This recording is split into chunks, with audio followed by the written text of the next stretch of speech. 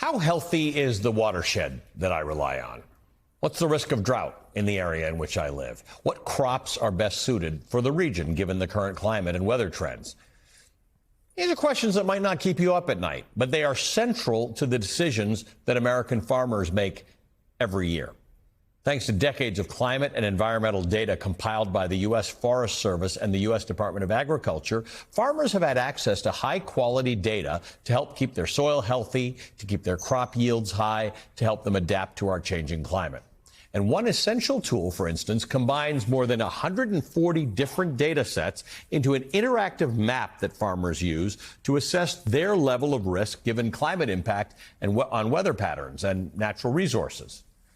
Enter President Trump and Elon Musk's so-called Department of Government Efficiency, which, according to reporting by Politico, ordered the U.S. Department of Agriculture to, quote, identify and archive or unpublish any landing pages focused on climate change.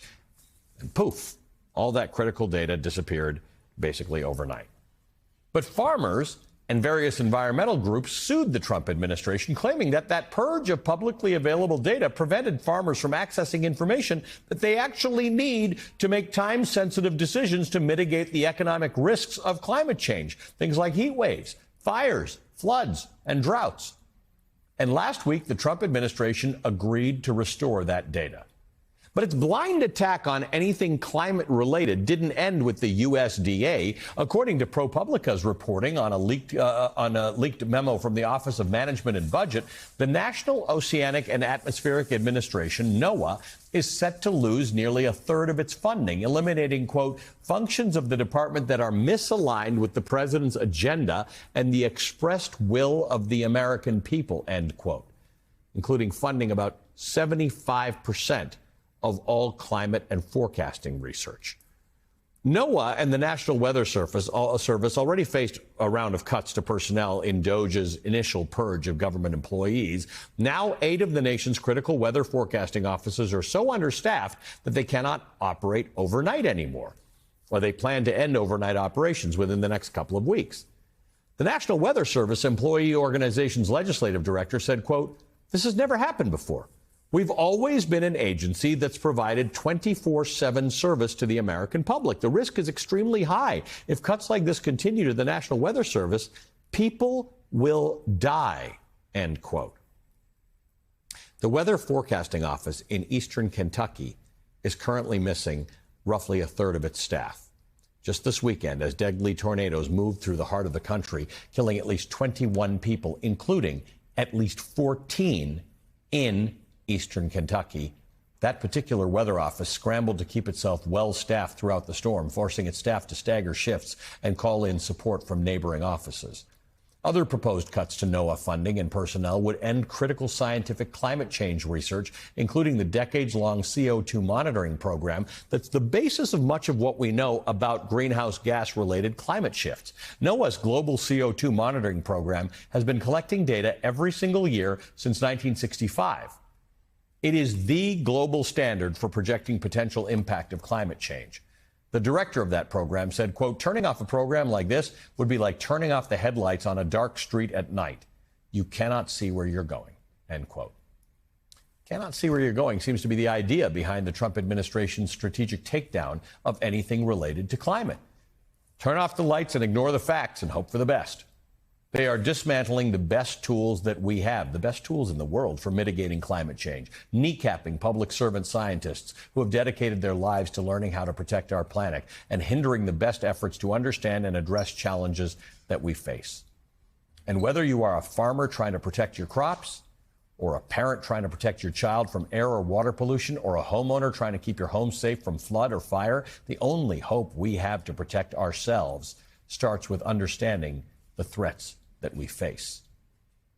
Joining me now is the former Democratic Governor Jay Inslee of Washington. He's the head of the Accountability Project at Climate Power. He's the co-author of the book Apollo's Fire, Igniting America's Clean Energy Economy. Governor Inslee, good to see you. This is a different discussion, right? You can have different views on what you think causes climate change or whatever the case is. This is data collection. This is actually the ability to measure the weather and climate change and impacts on people and businesses and farmers. This isn't supposed to be ideological. Yeah, I'm very proud of America, and I've always been proud of our national symbol, the American eagle. And Donald Trump thinks it's the ostrich because he wants us to put our head in the sand and leave our tail feathers in the air while they get ripped up by tornadoes and hurricanes and forest fires. And it's very much contrary to the spirit in basic ways of America. When you think of America's genius, it's based on two things. One, respect to law and the Constitution. And second, our scientific genius and our commitment to constant innovation. And there never in American history has been such a retrograde, antediluvian effort to try to rip up our scientific supremacy and dominance of the world because we've made investments, public investments in these research dollars. And I can tell you this is, it sounds esoteric to talk about this to some degree, but it's real. This morning I'm reading about he zeroed out an appropriation that will help Spokane, Washington, this place where 19 people died in 2021 because of this unprecedented heat dome. And he zeroed out a little appropriation so we could have some cooling centers and some air conditioning for low-income people.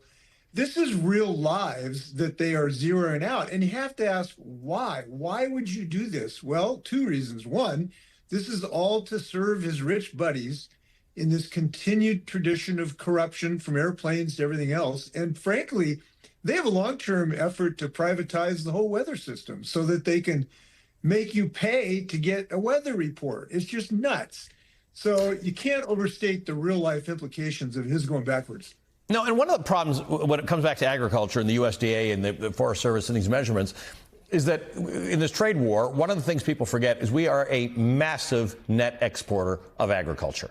American agriculture goes all over the world, and the ability to stay at the front end of this thing is to understand pestilence and climate change and drought and fire risk and hurricanes and tornadoes and all of that stuff. This is an edge that's actually really important for us. It's not esoteric to farmers, regardless of their political stripe. They need this data.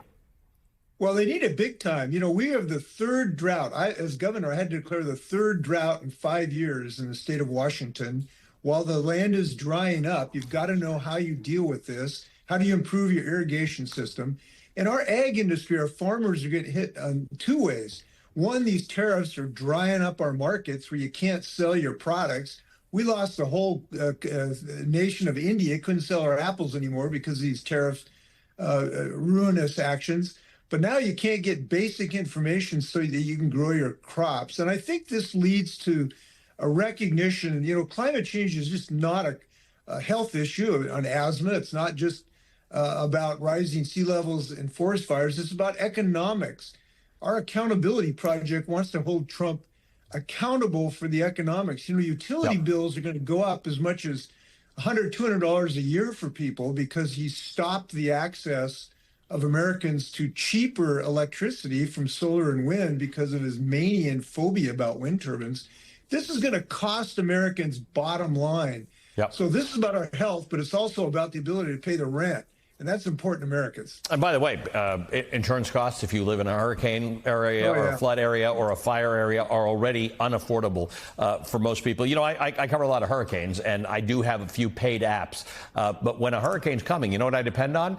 The routine reports from the National Weather Service and NOAA, because they are super accurate. Now, what happens when somebody decides that flying one of those hurricane planes falls under the category of climate change, so we're just not going to collect that data? We know how to save lives because we depend on government-funded information that is world-class.